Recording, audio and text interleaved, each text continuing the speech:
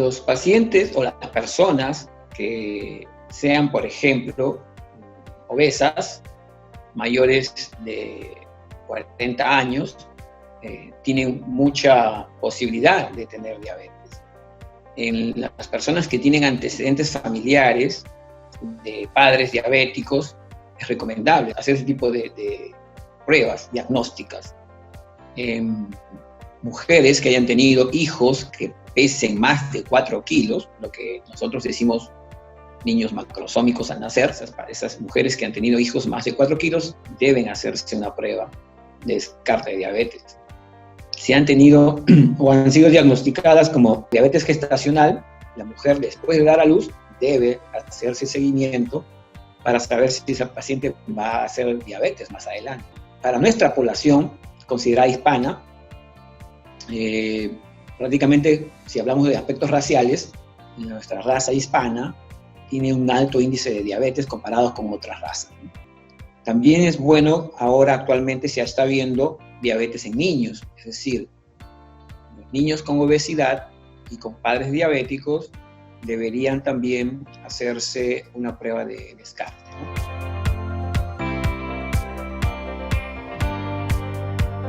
La frecuencia con la que se deben hacer las pruebas depende también de las características clínicas de cada paciente, ¿no? En los pacientes de riesgo, como mencionamos hace un momento también, por ejemplo, los pacientes con obesidad, pacientes mayores de 40 años, ellos deberían hacerse la prueba por lo menos cada 2 años, ¿no? Igual que las gestantes que mencionamos, deben hacerse pruebas por lo menos cada 2 años para ver si es que ha habido una progresión en ese sentido, ¿no?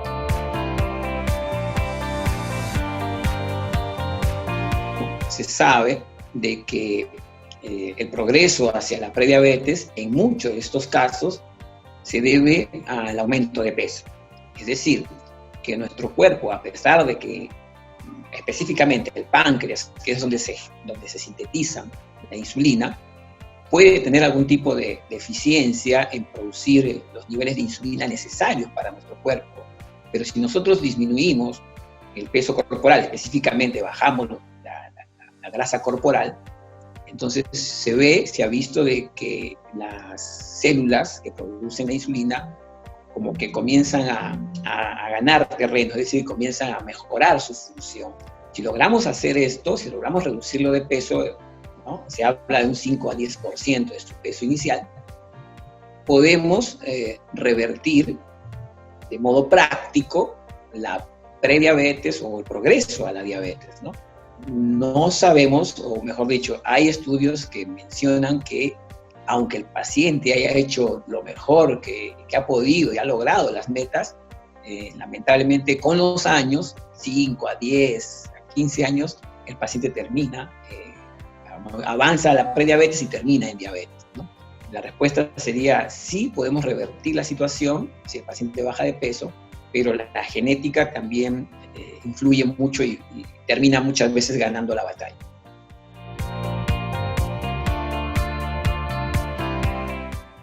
Si quisiera ser breve en responder cuál es el tratamiento de la prediabetes, diríamos que hacer una dieta adecuada, es decir, disminuir la cantidad de carbohidratos que comemos, dicho en un lenguaje más sencillo, la cantidad de harinas. Entonces, si nosotros reducimos a la mitad esta cantidad de carbohidratos, podemos reducir también o prevenir de alguna manera la progresión de la prediabetes hacia la diabetes. También la actividad física. Se sabe que los músculos, cuando están en acción, logran hacer que el azúcar que está en la sangre pueda entrar al cuerpo. De esa manera podemos bajar los niveles del azúcar, ¿no? Con simplemente hacer ejercicio. Eso sería el tratamiento no farmacológico, el cual es innegable para todos los pacientes con prediabetes. Eso es algo que todo paciente con prediabetes debe hacer. Lo que es un poco controversial es si debemos darle fármacos a este paciente. Con respecto a eso, yo diría que sí deberíamos considerar, en la mayoría de los casos, el uso de la metformina. la metformina es el medicamento que ha logrado demostrar con estudios que reduce la progresión de la prediabetes hacia la diabetes, es decir, previene la diabetes en el paciente con prediabetes. Sin embargo, tampoco me atrevería a decir que debemos darle a todos los pacientes con prediabetes, darles tratamiento farmacológico, ¿no? Pienso que deberíamos considerar principalmente a los pacientes con obesidad y prediabetes.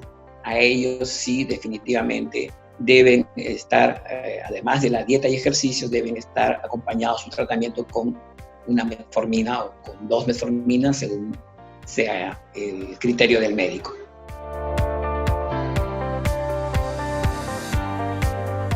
En sí no hay estudios que nos puedan hacer pensar de que haya diferencias entre uno y otro, entre la prediabetes y la diabetes. Como sabemos, el COVID es una enfermedad nueva realmente, ¿no? Y hay muy pocas cosas que sabemos de esta enfermedad. Lo que se ha visto, obviamente, es que los pacientes con diabetes tienen un riesgo alto de mortalidad, debido a que sus niveles probablemente de defensas están disminuidos. Sin embargo, la prediabetes es una enfermedad que todavía no alcanza los niveles de diabetes, pero eso tampoco lo excluye de que tenga ya algún tipo de deterioro. Se ha visto, se ha hecho estudios en donde los pacientes con prediabetes ya presentan lesiones a nivel, por ejemplo, del sistema neurológico. Ya comienzan a presentar síntomas de neuropatía diabética, microangiopatía, que básicamente son lesiones de los pequeños vasos, ¿no? A nivel ocular.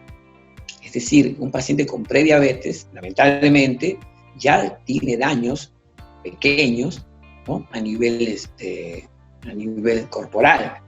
Sin embargo, lo que no se ha podido estudiar, y no espero y pienso que no haya problemas, es en sus defensas. Pienso que para que un paciente diabético haga alteraciones del sistema inmunológico, tiene que ser un paciente descompensado, un paciente que no se está cuidando, cuyos niveles de glucosa pues, son altos realmente, ¿no?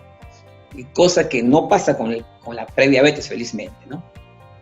Sin embargo, como no tenemos todavía estudios importantes en ese sentido, ¿no? Pienso yo que un paciente con prediabetes debe cuidarse tan igual como un paciente que es diabético, digamos, completo.